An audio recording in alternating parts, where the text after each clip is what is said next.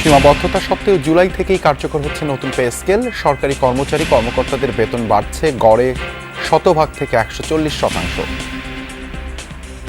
এটা না দিলে আমরা চলতে পারতেছি না। আমাদের 15 দিন পরে আমাদের টাকা শেষ। সরকারি খাতে চাকরি করুক বা বেসরকারি চাকরি করুক, সকলের অবস্থাই কিন্তু অনেকটাই শোচনীয় হয়ে গেছে আর কি, মূল্যস্ফীতির কারণে।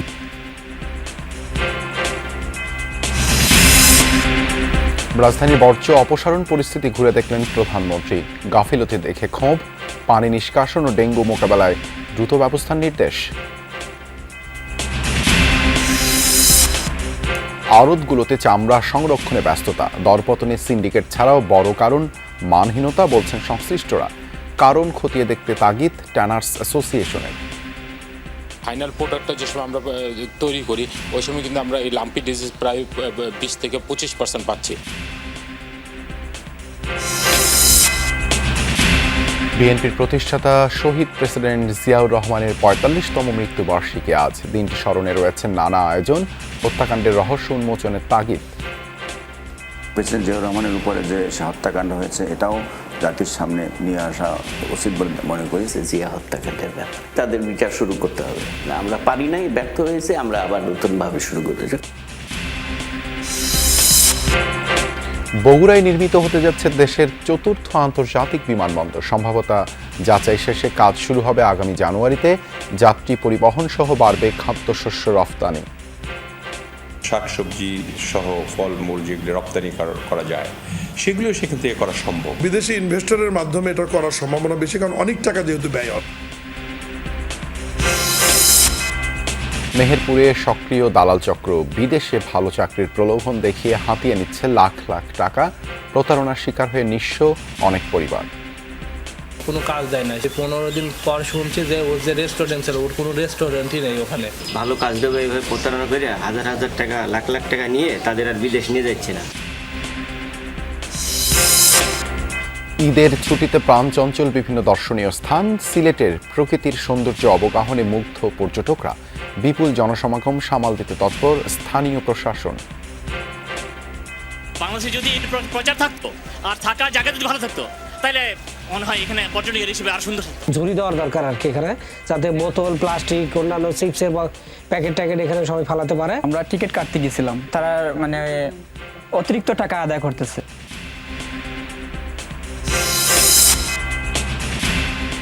এখনও অনিশ্চয়তায় যুক্তরাষ্ট্র ইরান শান্তি চুক্তি। আলোচকদের খসড়া প্রস্তাবে অনুমোদন দেননি ডোনাল্ড ট্রাম্প। চূড়ান্ত হয়নি সমঝোতা স্মারক, বলছে তেহরানের গণমাধ্যম।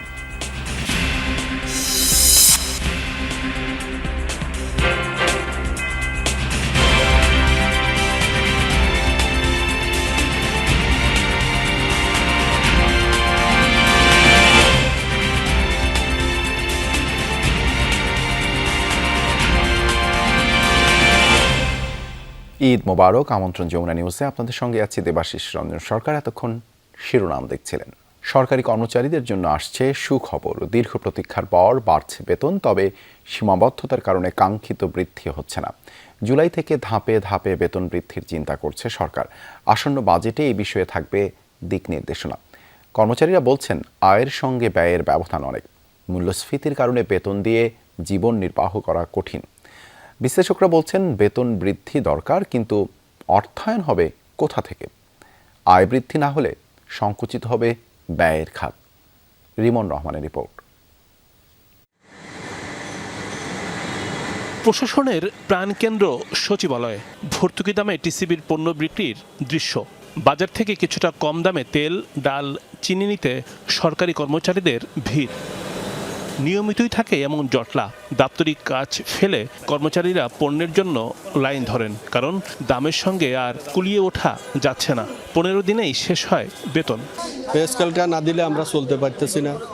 আমাদের 15 দিন পরে আমাদের টাকা শেষ, বেতনের টাকা শেষ। ছেলে মেয়ের লেখাপড়া থেকে শুরু করে সব কিছুই এখন ঊর্ধ্বগতিতে। সব কিছুরই দাম বাড়ছে, বেতন বাড়েনি, এটাই বাস্তব সত্য কথা। আর এই সরকার আমাদেরকে বলছে যে দিবে, পে স্কেল দিবে। আমরা আশাবাদী যে এই সরকার অতি তাড়াতাড়ি পে স্কেল ঘোষণা দিবে। সরকারি কর্মচারীদের বড় অংশেরই এমন দুরবস্থা। দীর্ঘ সময় ধরে উচ্চ মূল্যস্ফীতিতে হাসপাস অবস্থা, বাড়ছে আয়ের সঙ্গে ব্যয়ের ব্যবধান। সরকারি চাকরিজীবীদের বেতন পর্যালোচনায় গেল বছরের জুলাই মাসে পে কমিশন গঠন করে অন্তর্বর্তী সরকার। চলতি বছরের জানুয়ারিতে জমা হয় সেই কমিটির রিপোর্ট। 2 বছর আগে জিনিসের যে দাম ছিল, 1 বছর আগে জিনিসের দাম যে ছিল তার থেকে তো এখন দাম অনেক বেশি। দেবো বলে যদি ঘোরায় তাহলে পরে তো আর এটা ঠিক হবে না। জাকির আহমেদ খান কমিশনের সুপারিশ অনুযায়ী সর্বনিম্ন 20 স্কেলের চাকরিজীবীদের মূল বেতন সুপারিশ করা হয় 20,000 টাকা। চলমান সর্বনিম্ন বেতন 8,250 টাকা। সর্বোচ্চ প্রথম স্কেলের মূল বেতন এখন 78,000 টাকা। ওই বেতন বৃদ্ধি করে সুপারিশ করা হয় 1,60,000 টাকা। গড়ে বেতন বৃদ্ধির সুপারিশ করা হয় 100 থেকে 140%। অর্থের সীমাবদ্ধতা থাকলেও আগামী অর্থবছর থেকে নতুন বেতন কাঠামো বাস্তবায়ন শুরু করতে চায় সরকার। 3 অর্থবছরে 3 ধাপে দেয়া হবে বর্ধিত বেতন ও ভাতা। প্রথম 2 অর্থবছরে দেয়া হবে 50% করে মূল বেতন, আর তৃতীয় অর্থবছরে দেয়া হবে ভাতা। প্রধানমন্ত্রী এই সিদ্ধান্তে নীতিগত সম্মতি দিয়েছেন। অল্প আয়ের মধ্যবিত্ত সেটা সরকারি খাতে চাকরি করুক বা বেসরকারি চাকরি করুক, সকলের অবস্থাই কিন্তু অনেকটাই শোচনীয় হয়ে গেছে আর কি মূল্যস্ফীতির কারণে। কাজেই ডেফিনেটলি একদিক দিয়ে সরকারি কর্মচারীদের বেতন স্কেল বাড়ানোর একটা যৌক্তিকতা আছে, এটা অস্বীকার করার উপায় নেই। কিন্তু সমস্যাটা হচ্ছে যে একটা নির্বাচিত সরকার ক্ষমতায় আসছে ফেব্রুয়ারি মাসে, এখন তাদেরকে তো গোটা জিনিসটা গুছিয়ে নিয়ে এটাকে বাস্তবায়ন করলে সেটা তাদের জন্য ভালো হবে। পেনশনভোগীদের পেনশনের হারও বাড়ছে। মাসে 20,000 টাকার কম পেনশনভোগীর বৃদ্ধি হতে পারে 100%। মাসে যারা 20 থেকে 40,000 টাকা পেনশন পান তাদের পেনশন বৃদ্ধি হতে পারে 75%। পে স্কেল বাস্তবায়নে আগামী অর্থবছরে দরকার 35,000 কোটি টাকা। চলতি অর্থবছরে এই খাতে বরাদ্দ আছে 84,000 কোটি টাকার বেশি। প্রশ্ন হচ্ছে, ব্যয় বাড়লেও আয়ের পথ কতটা নিশ্চিত? বেতন ভাতা এটা তো পরিশোধ করতেই হবে, এটা তো মানে টাকা অভাব অর্থায়নের কারণে এটা তো বন্ধ করা সম্ভবপর নয়। কাজেই সেক্ষেত্রে যেটা হবে যে অন্যান্য যে ব্যয়ের খাতগুলো আছে সেখানে হয়তো শর্টফল পড়বে, সেখানে হয়তো কাটছাট করতে হবে। বর্তমানে 14 লাখ সরকারি কর্মচারী এবং 9 লাখ পেনশনভোগীর জন্য সরকারের বছরে ব্যয় হচ্ছে 1,30,000 কোটি টাকার বেশি। রিমন রহমান, যমুনা নিউজ, ঢাকা। নাটোরের চক বৈদ্যনাথ বাজারে এখন ব্যস্ত সময় কাটাচ্ছেন আড়তদাররা। কাঁচা চামড়ায় লবণ দিয়ে প্রক্রিয়াজাত করে গুদামে সংরক্ষণ করা হচ্ছে। কয়েকদিন পর থেকে অন্তত 35 থেকে 40 জেলার লবণযুক্ত চামড়া জড়ো হবে এই বাজারে। সেই সাথে ঢাকার ট্যানারিগুলোতেও সরবরাহ শুরু হবে কাঁচা চামড়া। বাজারে সুষ্ঠুভাবে কেনাবেচা ও সংরক্ষণ করতে তৎপর প্রশাসনের কর্মকর্তারা। দেশের দ্বিতীয় বৃহত্তম চামড়ার বাজার নাটোরের চক বৈদ্যনাথে এখন ব্যস্ততার শেষ নেই। এরই মধ্যে জেলা ও আশপাশের বিভিন্ন অঞ্চল থেকে কাঁচা চামড়া আসছে আড়তগুলোতে। পরে লবণ দিয়ে গুদাম ও আড়তের বাইরে সংরক্ষণ করছেন শ্রমিকরা। সারা রাত্রি ক্রয় করে লবণ দেওয়ার কাজ করেছে। যেগুলো লোকালে আমদানি হয়েছিল এই সব চামড়াগুলো ক্রয় করে আমরা লবণজাত করে আমরা গোডাউনজাত করেছি।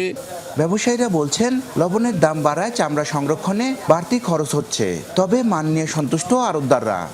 প্রত্যাশা করছি ইনশাল্লাহ নাটোর মার্কেটে যে 1 মাস যে চামড়ার ব্যবসা হবে, আমরা আশা করি 80% চামড়া ক্যাশ টাকায় বেচা কেনা করবো। মালের গুণগত মান ভালো এবং অনেক মালে আমরা লবণজাত করে রাখছি। লবণের দামও বেশি ছিল, যার জন্য আমাদের কস্টিং চার্জ বেশি হয়ে গেছে। চামড়া ব্যবসায়ী গ্রুপের নেতারা বলছেন আড়তগুলোতে এবার 10 থেকে 12 লাখ পিস আসবে পশুর চামড়া, আর নির্ধারিত মূল্যেই হচ্ছে বেচাকেনা দাবি তাদের। এছাড়া সপ্তাহখানেকের মধ্যেই ট্যানারি মালিক ও প্রতিনিধিদের পদচারণায় মুখরিত হবে বাজারটি। 10 থেকে 12 লক্ষ পিস আমদানি হবে এই মার্কেটে। এটা আমরা আসার পর ট্যানারি মালিকরা আসবে, ওনাদের কাছে আমরা নগদ বেচাকেনা করে ব্যাপারীদেরকে বিদায় করব। এদিকে জেলা প্রশাসনের দাবি চক বৈদ্যনাথে চামড়া কেনাবেচা সংরক্ষণ থেকে শুরু করে সকল বিষয়ে নজরদারি করছেন তারা। মনিটরিং টিম নিয়মিত মনিটরিং করছেন এবং ব্যবসায়ী এবং বিক্রেতা যারা তাদের বিভিন্ন প্রকার পরামর্শ দিচ্ছেন। এর পাশাপাশি ব্যবসায়িক খাতে নিরাপত্তা বিধানের জন্য পুলিশ এবং ডিবি পুলিশ সহ বাংলাদেশ আনসার বাহিনীর সদস্য মোতায়েন করা হয়েছে। নাটোর ও আশপাশের জেলা থেকে যে কাঁচা চামড়াগুলো এসেছিল তা লবণ দিয়ে আড়তে সংরক্ষণ করেছেন শ্রমিকরা। এখানকার ব্যবসায়ীরা বলছেন সপ্তাহখানেক পর থেকে দেশের 35 থেকে 40 জেলার লবণযুক্ত চামড়া আসবে এখানে। তখন ঢাকার ট্যানারি মালিকদের কাছে নগদে চামড়া কেনাবেচা শুরু হবে বলে প্রত্যাশা করছেন তারা। নাজমুল হাসান, যমুনা নিউজ, নাটোর। এবার কোরবানিতে পানির দামে বিক্রি হলো পশুর চামড়া। প্রতি পিস গরুর চামড়া বিক্রি হচ্ছে 300 থেকে 500 টাকার মধ্যে। আড়তদারদের মতে সিন্ডিকেট ছাড়াও এর পেছনে একটি বড় কারণ চামড়ার মানহীনতা। ল্যাম্পি ও বিভিন্ন রোগের চামড়া নিয়ে আসেন মৌসুমি ব্যবসায়ীরা, যা কিনতে পারেন না আড়তদার ট্যানারিরা। তাদের দাবি সংগ্রহের অন্তত 20% চামড়াই এমন হয় যা বিক্রি করা দায় হয়ে পড়ে। চামড়ার এই রোগের পেছনের কারণ খতিয়ে দেখার তাগিদ ট্যানার্স অ্যাসোসিয়েশনের।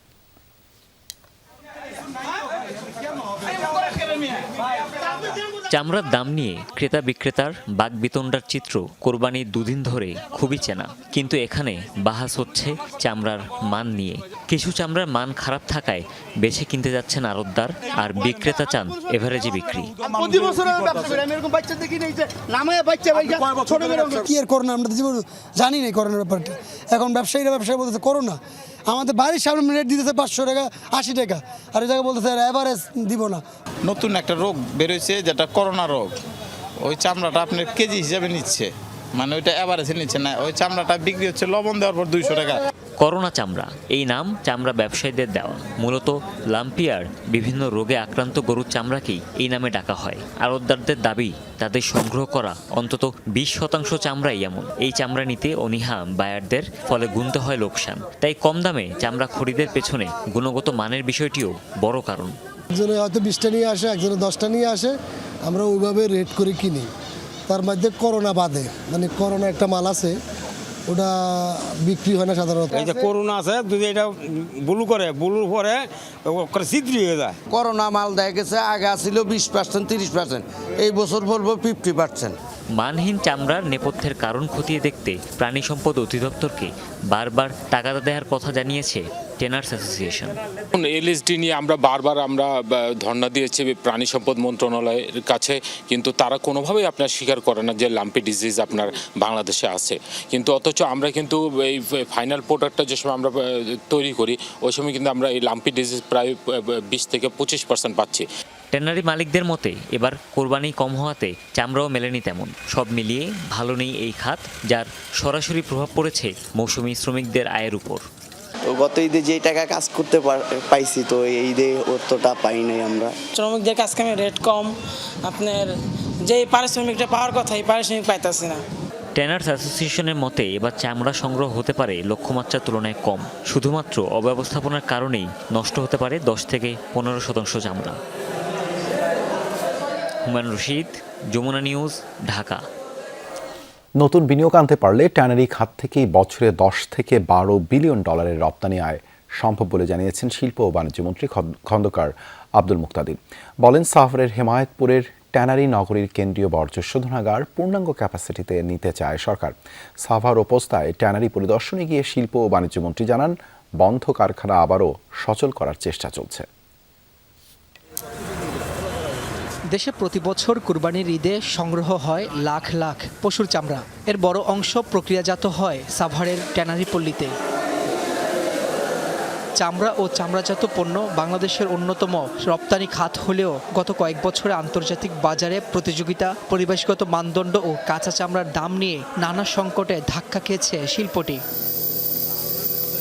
শুক্রবার সাভারের ট্যানারি পল্লীতে পরিদর্শনে গিয়ে শিল্প ও বাণিজ্য মন্ত্রী জানান, হেমায়েতপুরের ট্যানারিতে সিএটিপি সর্বোচ্চ ব্যবহার করতে চায় সরকার। এই বর্জ্য পরিশোধনাগারটা যে প্রজেক্টেড ক্যাপাসিটি ছিল 25,000 কিউবিক মিটার পার ডে, কি পরিবর্তন করলে সেই জায়গাতে আমরা ফেরত আসব এবং ক্রোমিয়াম রিকভারির জন্য কি করা লাগে সেটা আমরা করব। হাজারীবাগ থেকে এখানে স্থানান্তরের সময় যে সমস্ত প্রতিষ্ঠান ঝরে গিয়েছে এবং লোকসানি প্রতিষ্ঠানে পরিণত হয়েছে, সেইগুলিকে কি উপায়ে আবার লাভজনক প্রতিষ্ঠানে পরিণত করা যায়, সেই সব জায়গায় কিভাবে নতুন বিনিয়োগকারীকে আনা যায়, এই প্রত্যেকটা জিনিস নিয়ে আমরা কাজ করছি। বিকেলে রাজধানীর পোস্তায় কাঁচা চামড়া সংগ্রহ ও ক্রয় বিক্রয় কার্যক্রম পরিদর্শন করেন বাণিজ্যমন্ত্রী। বলেন, ট্যানারি স্থাপনের সিদ্ধান্ত সঠিক হলেও প্রক্রিয়াটি ভুল ছিল। সারা বছর যে পরিমাণ চামড়া আহরণ হয়, তাতে এই সেক্টরটি পুরোপুরি এই চামড়া আহরণ করে রপ্তানিতে যদি রপ্তানি পণ্যে পরিণত করা যায়, তাহলে 10-12 বিলিয়ন ডলারের একটা রপ্তানি খাতে পরিণত হওয়ার সব পটেনশিয়াল এই সেক্টরটার আছে। ভবিষ্যতে ট্যানারিতে নিজস্ব ইটিপি স্থাপনে উদ্যোক্তাদের পাশে থাকার আশ্বাস দেন শিল্প ও বাণিজ্যমন্ত্রী। রাব্বি হোসেন, যমুনা নিউজ, ঢাকা। ঈদের দ্বিতীয় দিনেও কোরবানির বর্জ্য অপসারণ কার্যক্রমে সন্তুষ্টি প্রকাশ করেছেন রাজধানীবাসী। সরেজমিনে দেখা গেছে প্রায় সব এলাকার বেশিরভাগ বর্জ্যই এরই মধ্যে অপসারণ করেছে ঢাকার 2 সিটি কর্পোরেশন। তবে কিছু অলি গলিতে এখনও বর্জ্য রয়েছে। এদিকে শুক্রবার বিকেলে নগরীর কোরবানির বর্জ্য অপসারণ কার্যক্রম পর্যবেক্ষণে বেরিয়ে অনিয়ম চোখে পড়ায় ক্ষোভ প্রকাশ করেছেন প্রধানমন্ত্রী।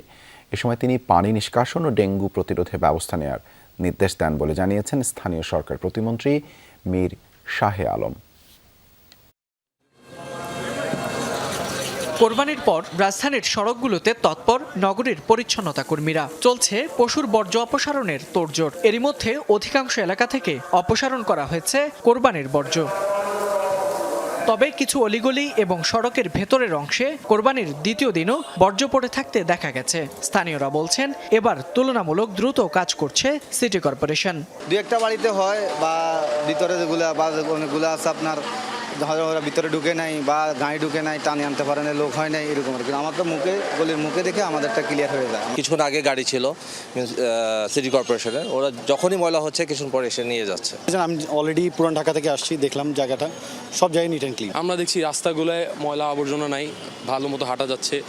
পরিচ্ছন্নতা কর্মীরা বলছেন ঈদের দ্বিতীয় দিনেও অনেক এলাকায় পশু কোরবানি হয়েছে। নতুন করে সেগুলোও অপসারণে কাজ চলছে। মাঝে মাঝে যে গাড়ি দিয়া থাকে, যানজটটা থাকে, দেরি করে না, কোনো মিনিটে দেরি করে এলাকা যাওয়াতে। আমাদের খাওয়া দাওয়া সব বাদ দিয়ে আমরা একদম মনোযোগের কাজ করতেছি। যেসব পশুর হাটের ইজারাদার শর্ত ভঙ্গ করেছে তাদের বিরুদ্ধে ব্যবস্থা নেওয়ার হুঁশিয়ারি দিয়েছেন ঢাকা দক্ষিণ সিটির প্রশাসক। যারা ডিসিপ্লিন মানে নাই, বিভিন্ন জায়গায় কিছু গাফিলতির কারণে আমরা কিছু কর্মীকে আমরা শোকজ করেছি। বিকেলে রাজধানীতে কোরবানির বর্জ্য অপসারণ কার্যক্রম দেখতে বিভিন্ন স্থান ঘুরে দেখেন প্রধানমন্ত্রী তারেক রহমান। নিজে গাড়ি চালিয়ে গুলশান হয়ে রাজধানীর বিভিন্ন সড়ক প্রদক্ষিণ করেন তিনি। প্রধানমন্ত্রীর পর্যবেক্ষণের সময় নগরীর কয়েকটি স্থানে কোরবানি সহ পূর্বের বর্জ্য জমে থাকায় অবহেলার দায়ে 2 সিটির আঞ্চলিক নির্বাহী কর্মকর্তাকে সাময়িক বরখাস্তের নির্দেশ দেন প্রধানমন্ত্রী। তাদের বিরুদ্ধে বিভাগীয় ব্যবস্থা গ্রহণেরও নির্দেশ দেন তিনি। বরখাস্ত 2 কর্মকর্তাকে ন্যস্ত করা হয়েছে জনপ্রশাসন মন্ত্রণালয়ে। ফয়সাল মাহমুদ, যমুনা নিউজ, ঢাকা। কোরবানির বর্জ্য অপসারণের কাজ শেষ হয়েছে বলে মাঠ পর্যায় থেকে জানানো হলেও বাস্তবে দেখা গেছে ভিন্ন চিত্র। গভীর রাতে জুরাইন সহ ঢাকার দক্ষিণ সিটির বিভিন্ন এলাকায় সরেজমিনে পরিদর্শনে গিয়ে কয়েকটি স্থানে বর্জ্য পড়ে থাকতে দেখেন ঊর্ধ্বতন কর্মকর্তারা। পরে তাৎক্ষণিকভাবে পরিষ্কারের নির্দেশ দেন প্রশাসক মোহাম্মদ আব্দুস সালাম। বর্জ্য অপসারণের গাফিলতির জন্য দায়ীদের বিরুদ্ধে কঠোর ব্যবস্থা নেওয়ার হুঁশিয়ারিও দিয়েছেন তিনি। ঘড়ির কাঁটায় রাত 2টা। রাজধানীর জুরাইন এলাকার বর্জ্য অপসারণ তদারকিতে দক্ষিণ সিটি কর্পোরেশন। সরেজমিনে পেলেন বর্জ্যের উপস্থিতি। অথচ এই এলাকার মাঠ পর্যায়ের কর্মীরা জানিয়েছিলেন অনেক আগেই সরিয়ে ফেলা হয়েছে সব ময়লা আবর্জনা। মধ্যরাতে কর্মকর্তাদের সাথে দক্ষিণ সিটির বিভিন্ন জায়গা ঘুরে দেখেন প্রশাসক আব্দুস সালাম। রাতের মধ্যেই পরিচ্ছন্নতা শেষ হবে বলে জানান তিনি।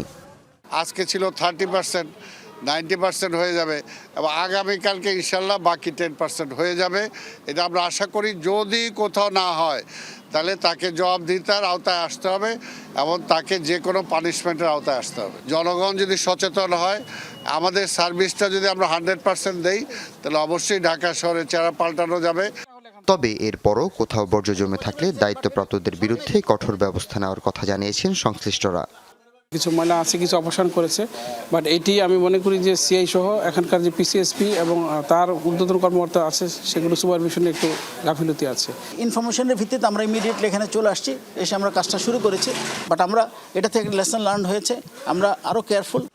নগরীকে পরিষ্কার পরিচ্ছন্ন রাখতে যত্রতত্র ময়লা না ফেলার আহ্বান জানিয়েছেন ঢাকা দক্ষিণ সিটি কর্পোরেশনের কর্তা ব্যক্তিরা। হাসিবুল করিম বিজয়, যমুনা নিউজ, ঢাকা। আজ বিএনপির প্রতিষ্ঠাতা শহীদ প্রেসিডেন্ট জিয়াউর রহমানের 45তম শাহাদত বার্ষিকী। দিনটি উপলক্ষে দলের পক্ষ থেকে খাবার ও বস্ত্র বিতরণ সহ নানা কর্মসূচি নেওয়া হয়েছে। দৃঢ় বাংলাদেশি জাতীয়তাবাদের কারণেই বহু পক্ষের চক্ষুশূল হয়েছিলেন শহীদ প্রেসিডেন্ট জিয়াউর রহমান। অল্প সময়ে তাঁর নেয়া কর্মসূচির উপরই গড়ে উঠেছিল বাংলাদেশের অর্থনীতির ভিত। কিন্তু এদেশের উন্নয়ন অগ্রগতি বাধাগ্রস্ত করতেই দেশি বিদেশি চক্রান্তে খুন হন জিয়া। তাই তার হত্যাকাণ্ডের রহস্য উন্মোচন হওয়া জরুরি বলে মনে করেন বিশ্লেষকরা। বিএনপির প্রতিষ্ঠাতার ৪৫তম মৃত্যুবার্ষিকীতে সাইফুদ্দিন রবিনের রিপোর্ট।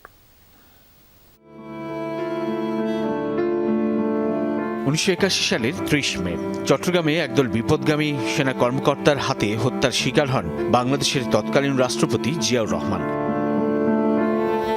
মৃত্যুর পর ইতিহাসের বিশাল জানাজায় স্পষ্ট হয় তাঁর প্রতি জনগণের ভালোবাসা। সেনা কর্মকর্তা থেকে সেনাপ্রধান কিংবা রাষ্ট্রপতি হয়েও সাধারণ জীবনযাপনে প্রকাশিত হয় একজন জিয়াউর রহমানের সততা। স্লিপ যা আসতো আর কি 2200 বোধহয় উনি 10% আবার দিয়ে দিতেন। তো তার মধ্যে থেকে আমাকে সে 2000 টাকা দিত, ওর মধ্যেই আমার সংসার চালাতে হতো। আমার এই শার্টটাই আব্বুর ছিল, আমি এটাই বানিয়ে দিয়েছি। দেশ পরিচালনায় ব্যক্তি জিয়াউর রহমানের নির্লোভ মানসিকতাকে গুরুত্ব দিচ্ছেন বিশিষ্টজনেরা। বলছেন নিঃস্বার্থ কর্মকাণ্ড ও প্রচণ্ড দেশপ্রেমী তাঁকে সফল রাষ্ট্রনায়ক হিসেবে প্রতিষ্ঠিত করেছিল। তলাবিহীন ঝুড়ির একটা দেশ, দুর্ভিক্ষপীড়িত একটা দেশকে তিনি বাংলাদেশ স্বয়ংসম্পন্ন করেছেন।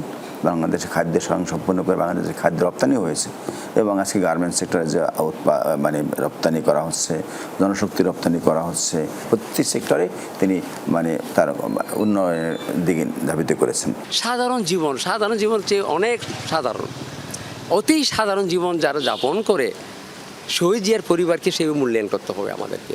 যে কয় বছর শাসন করে গেছে তার সময়ে যে অ্যাচিভমেন্ট বিএনপি, ওই অ্যাচিভমেন্ট কি বিএনপির অন্য কোনো সময় ওই লেভেলের অ্যাচিভমেন্ট কি হয়েছে? যদি আরও 10 বছর জিয়াউর রহমান বেঁচে থাকতেন হয়তো বিএনপির জন্য আরও ভালো হতো, দেশের জন্য ভালো হতো।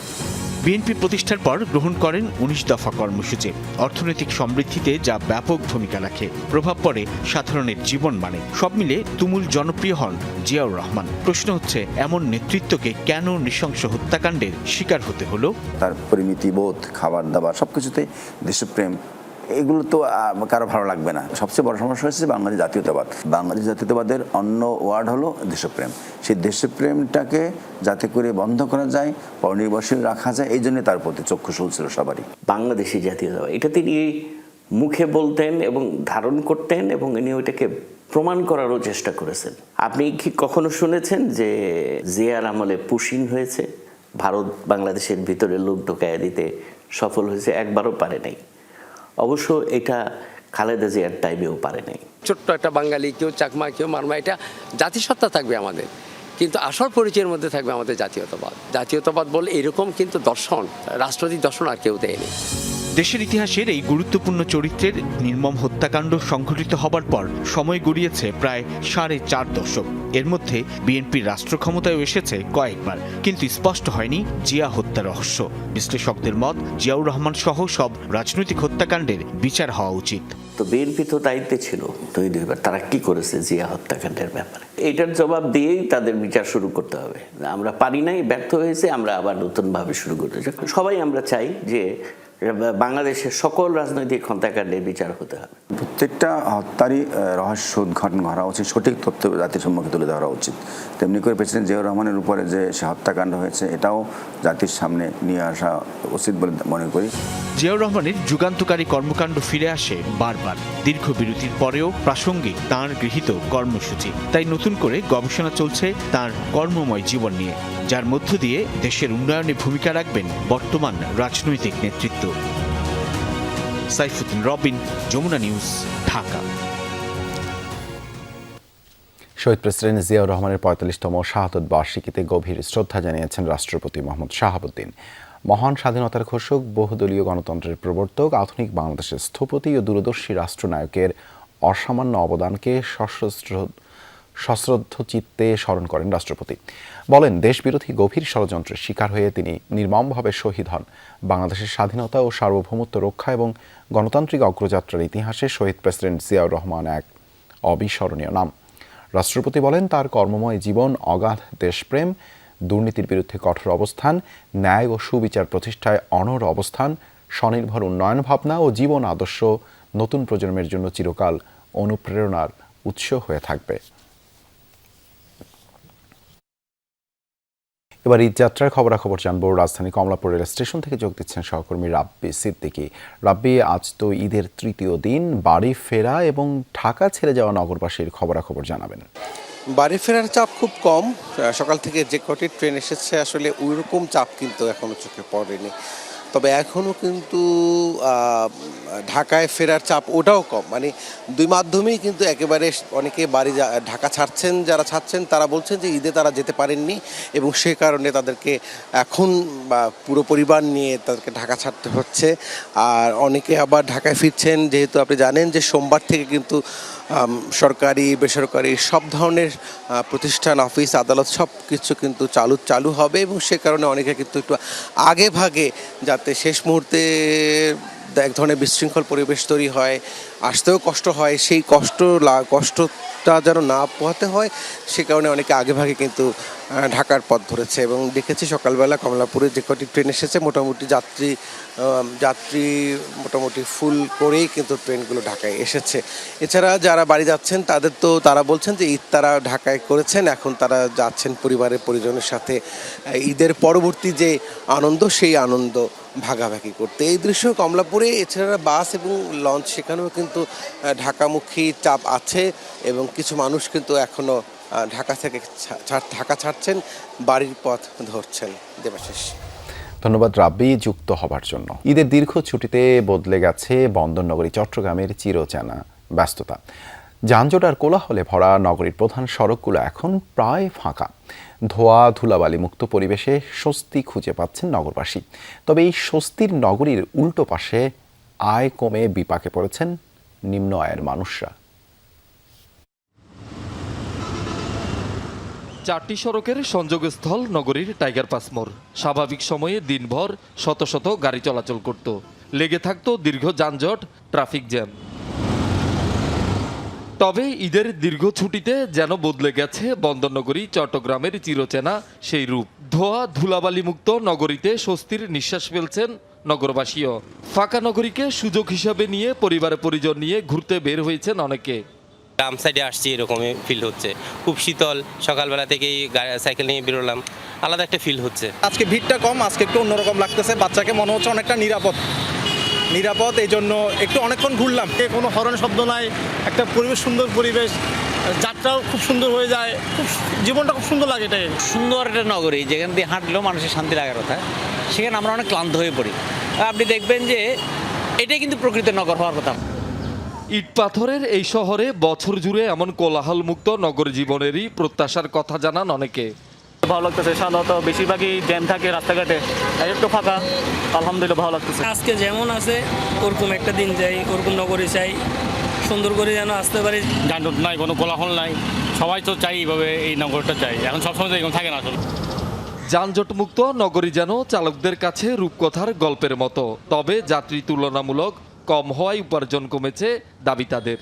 টাইগার বাস সিঙ্গেল দিলে অনেক সময় আধা ঘন্টা ধরে দেখতো, এখন নাই, এখন সব কিছু ক্লিয়ার। ক্রসিং কোনো জাম নাই, পুরো রাস্তা ক্লিয়ার, যানজট কিছু নাই, ওই লোকজনের কোনো চাপ নাই, মানে কোনো যাত্রী বলতে নাই। তবে নগরীর এই স্বস্তির চিত্রের উল্টো পাশে আছে আরেক বাস্তবতা। শহরে লোকজন কমে যাওয়ায় বিপাকে পড়েছেন নিম্ন আয়ের মানুষেরা। আয় কমায় দিশেহারা অনেকে। সারাদিন অন্যান্য দিন যে ইনকামটা পায় আর কি, মানে বাড়া পায়, তার তুলনায় একটু কম। মালিকেরটা বরাবর দিতে হবে, যার জন্য মানুষ না থাকায়ও আমরা রোডের চেষ্টা করতেছি, মানে কি জীবন নির্বাহ করার জন্য। আগের থেকে ভাড়া অনেক কম, কোনোরকম সীমিত ভাড়া, সারাদিন ঘুরে মনে করেন 400-500 টাকা ভাড়া মারা যায়। শহরের ভিতরে যারা দিন মজুর আছে তাদের চলাটা একটু মুশকিলের ভিতরে পড়ে যায়। ইনকাম নাই বাবা, সকাল থেকে যে 400-200 টাকা বেশি নেওয়া পারি। আর সন্ধ্যের কেন চলিও বাড়ি আনি দেবো। ছুটি শেষে নগরী আবার কবে ফিরবে তার চিরচেনা ব্যস্ত রূপে, সেই অপেক্ষায় সবাই। শহীদুল সুমন, যমুনা নিউজ, চট্টগ্রাম। প্রধানমন্ত্রীর পিতৃভিটা বগুড়ায় দেশের চতুর্থ আন্তর্জাতিক বিমানবন্দর নির্মিত হতে যাচ্ছে 5 সুবিধা নিয়ে। পাশাপাশি থাকছে দ্বিতীয় রানওয়ে, বিমানবহরে যুক্ত হবে দেশের সবচেয়ে আধুনিক যুদ্ধ বিমান। বেসামরিক বিমান প্রতিমন্ত্রী জানিয়েছেন, সম্ভাব্যতা যাচাই শেষে ভূমি অধিগ্রহণ সহ বগুড়া বিমানবন্দরের সার্বিক কাজ শুরু হবে আগামী জানুয়ারিতে। তবে বিমানবন্দরটির নাম সাবেক প্রধানমন্ত্রী খালেদা জিয়ার নামে রাখার কোনো সিদ্ধান্ত এখনও সরকারের নেই। বগুড়ায় সংসদ সদস্য ও এলজিআরডি প্রতিমন্ত্রী আশা করেন বিমানবন্দরটি হলে এশিয়া সহ মধ্যপ্রাচ্যের কিছু দেশে উত্তরাঞ্চলের যাত্রী পরিবহন, খাদ্যশস্য রপ্তানি বাড়বে। আলমগীর স্বপনের রিপোর্ট। বিএনপির প্রতিষ্ঠাতা ও সাবেক রাষ্ট্রপতি জিয়াউর রহমানের জন্মভূমি বগুড়া। এ কারণে আওয়ামী লীগ সরকারের সময় অবহেলিত ছিল উত্তরের অন্যতম এই বাণিজ্যিক কেন্দ্র। তাই ক্ষমতায় আসার পর নির্বাচনী প্রতিশ্রুতি অনুযায়ী পিতৃভূমিতে আন্তর্জাতিক বিমানবন্দর নির্মাণের পরিকল্পনা বাস্তবায়ন করতে যাচ্ছেন প্রধানমন্ত্রী তারেক রহমান। বগুড়ার এরুলিয়ায় বিদ্যমান এয়ারফিল্ড এরিয়ায় এরই মধ্যে বিমানবন্দর নির্মাণের জন্য শুরু হয়েছে সম্ভাব্যতা যাচাই প্রক্রিয়া। এরপর 1200 বিঘা জমি অধিগ্রহণের কাজ শেষে জানুয়ারিতে শুরু হবে নির্মাণ কাজ। তবে সরকারের অর্থায়নে নির্মিত হচ্ছে না এই বিমানবন্দর। এর জন্য বিদেশি বিনিয়োগ ও সরকারি বেসরকারি অংশীদারিত্ব পিপিপি চুক্তির উপর জোর দিচ্ছে সরকার। জমি অধিগ্রহণ, ফিজিবিলিটি স্টাডি ইত্যাদি সব মিলিয়ে হয়তো এই বছরটা চলে যাবে। নেক্সট ইয়ারে গিয়ে আমরা চেষ্টা করব এটাকে শুরু করার জন্য। পিপিপি মডেলেও করতে পারি। দেশের আমরা ঋণের ভার আর বাড়াতে চাচ্ছি না। যদি আমরা পার্টনারশিপ বেসিসে সব কিছু করতে পারি তাহলে উইন উইন সিচুয়েশন থাকে। দক্ষিণ কোরিয়া, ওমান সহ, চায়না সহ পৃথিবীর বিভিন্ন দেশের যারা ইনভেস্ট করতে চায় তারা অলরেডি যোগাযোগ করছে বিমান ও পর্যটন মন্ত্রণালয়ের সাথে, এবং বিদেশি ইনভেস্টরের মাধ্যমে এটা করার সম্ভাবনা বেশি, কারণ অনেক টাকা যেহেতু ব্যয় হবে।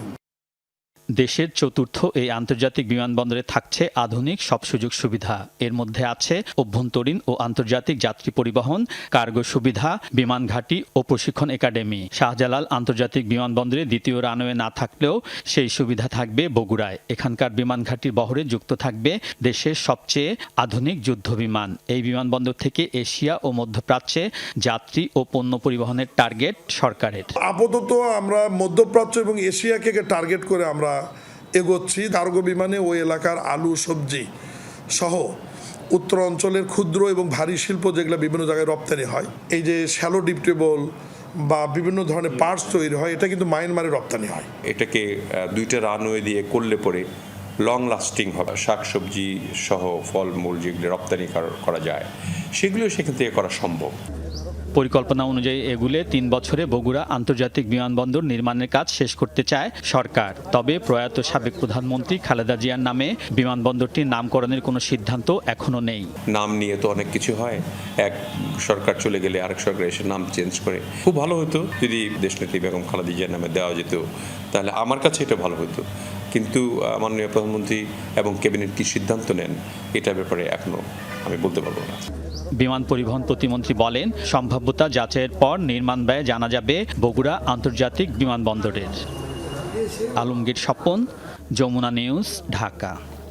পারিবারিক সচ্ছলতা আর বাড়তি আয়ের জন্য অনেকেই দেখেন বিদেশে যাওয়ার স্বপ্ন। সেই স্বপ্নকে পুঁজি করেই সক্রিয় মেহেরপুরের দালাল চক্র। ভালো বেতনের প্রলোভন দেখিয়ে হাতিয়ে নিচ্ছে লাখ লাখ টাকা, আর প্রতারণার শিকার হয়ে ঋণের বোঝা মাথায় নিয়ে নিঃস্ব হয়ে যাচ্ছে অনেক পরিবার। তবে মামলার পরও ধরাছোঁয়ার বাইরে থেকে যাচ্ছে প্রতারক চক্র। বাড়তি অর্থ উপার্জনের স্বপ্নে পাড়ি জমান কাতারে, বিক্রি করেন শেষ সম্বলও। দালালদের হাতে তুলে দেন প্রায় 5 লাখ টাকা। এখন সব হারিয়ে ডুবেছেন একরাশ হতাশায়, কাঁধে ঋণের ভার। মেহেরপুরের বাগওয়ান গ্রামের মমিনুল ইসলাম 2025 সালের জুলাইয়ে যান কাতারে, কিন্তু পৌঁছে জানতে পারেন যে রেস্টুরেন্টে চাকরির কথা ছিল বাস্তবে নেই তার কোনো অস্তিত্ব। চাকরির কথা জিজ্ঞেস করলে শুরু হয় দালালদের নির্যাতন, রাখা হয় অনাহারে। ঘটনা জানতে পেরে কৌশলে মমিনুলকে দেশে ফিরিয়ে আনে পরিবার। কাতারে যাব, তার 3 দিন পর কাজ দেবে। 3 দিন চলে যায়, তারপরে মনে করেন কোনো কাজ দেয় না। 15 দিন পর শুনছি যে ওর যে রেস্টুরেন্ট ছিল, ওর কোনো রেস্টুরেন্টই নেই ওখানে। যে কারণ ছেলে গেছে তাদের এইভাবে কান্দাকাটি, খাওয়া দাওয়া হয়েছে একবেলা। কাছাকাছি গল্প জেলার গোপালনগরের মাসুদ রানারও। ভালো কাজের আশায় কাতারে যান তিনিও। দালাল চক্রকে দেন প্রায় 5 লাখ টাকা, কিন্তু পাননি প্রতিশ্রুত কাজ আর বেতন। আমাদের ওপর ওখানে খাইয়ে দিত না, দিনে একবার খাইয়ে দিত, দাও আলোচনা আর ডাল। ও ওষুধ সেখানে আসে, ওর বাপ টাকাটা নিয়েছে, বাপেও জানে, মা জানে। মেহেদী হাসানের ভাগ্য আরও খারাপ। বিদেশ যাওয়ার আগেই হন প্রতারণার শিকার। মালয়েশিয়ায় পাঠানোর স্বপ্ন দেখিয়ে 7 লাখ টাকা হাতিয়ে নেয় দালালরা। ভ্যান বিক্রি, জমি বন্ধক রেখে জোগাড় করা সেই টাকা তো ফিরেই পাননি, যাওয়া হয়নি বিদেশও। আমি আগে ভ্যান চালাই খেতাম, যে বিদেশ করে আমার জীবনটা নষ্ট হয়ে গেল। জমি বন্ধক দিয়েছি, ভাই আমার সেচ ভাই দিল জমি বন্ধক দিয়ে, আমি সমিতি তুলেছি, কত কি করি, তারপরে আমি 7 লাখ টাকা ম্যানেজ করি আমি দিলাম বিদেশে। ভুক্তভোগীদের অভিযোগ, টাকা ফেরত চাইলে উল্টো হুমকি দিচ্ছে প্রতারকরা। বাধ্য হয়ে আদালতের দ্বারস্থ হচ্ছে পরিবারগুলো। তবে এখনও ধরাছোঁয়ার বাইরে জড়িতরা। প্রায় প্রতিদিনই রাত পয়লেই যে কত শৈলী প্রতারণা হয়েছে কত গ্রামের। বিদেশের ব্যাপারে দালালরা যেটা করছে, সাধারণ মানুষের সাথে ভোকাল দিয়ে ভালো কাজ দেবে এভাবে প্রতারণা করে হাজার হাজার টাকা, লাখ লাখ টাকা নিয়ে তাদের আর বিদেশ নিয়ে যাচ্ছে না।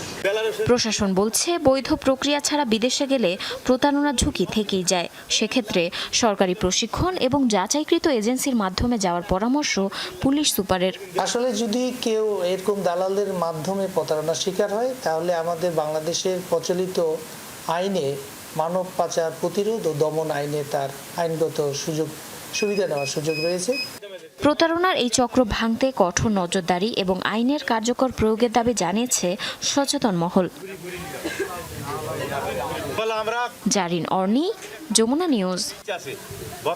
শরীয়তপুরের নড়িয়ায় দোকান নির্মাণকে কেন্দ্র করে দুপক্ষের সংঘর্ষ হয়েছে। এ সময় অর্ধশতাধিক ককটেল বিস্ফোরণের ঘটনা ঘটে। গত রাতে উপজেলার মুলফতগঞ্জ বাজার এলাকায় হয় এই ঘটনা। পুলিশ জানায়, এলাকায় পদ্মা নদীর তীরে দোকান নির্মাণ করছিলেন রাসেল ব্যাপারী নামের এক ব্যক্তি। সেই কাজে বাধা দেন স্থানীয় যুবদল নেতা রাজীব সোয়ালের লোকজন। আর রাসেল ব্যাপারীর পক্ষে অবস্থান নেন ছাত্রদল নেতা রাব্বি ঢালি। এ নিয়ে দুই পক্ষের মধ্যে বিরোধ দেখা দেয়। পরে শুক্রবার রাতে দেশীয় অস্ত্র নিয়ে সংঘর্ষে জড়ায় উভয় পক্ষ। কয়েক দফা সংঘর্ষে অর্ধশতাধিক ককটেল বিস্ফোরণের ঘটনা হয়। আহত হয় 5 জন। খবর পেয়ে ঘটনাস্থলে পৌঁছে পরিস্থিতি নিয়ন্ত্রণে নেয় পুলিশ। বগুড়ার কাহালুতে মোটরসাইকেল দুর্ঘটনায় নিহত হয়েছেন 3 তরুণ। শুক্রবার সন্ধ্যা 7টার দিকে উপজেলার বীর কেদার এলাকায় এই দুর্ঘটনা ঘটে। পুলিশ ও স্থানীয়রা জানায়, একটি মোটরসাইকেলে করে বেপরোয়া গতিতে নওগাঁ থেকে বগুড়া যাচ্ছিলেন ওই 3 তরুণ। পথে নিয়ন্ত্রণ হারিয়ে বিপরীত দিক থেকে আসা একটি মোটরসাইকেলের সঙ্গে ধাক্কা লাগে। এতে মোটরসাইকেল থেকে ছিটকে পড়েন 3 জন। ঘটনাস্থলেই প্রাণ হারান তারা। আহত হন মোটরসাইকেল চালককে হাসপাতালে ভর্তি করা হয়েছে। গত দুদিনে মোটরসাইকেল দুর্ঘটনায় জেলায় অন্তত 6 জনের প্রাণহানি হয়েছে। আহত হয়েছে অন্তত 18 জন।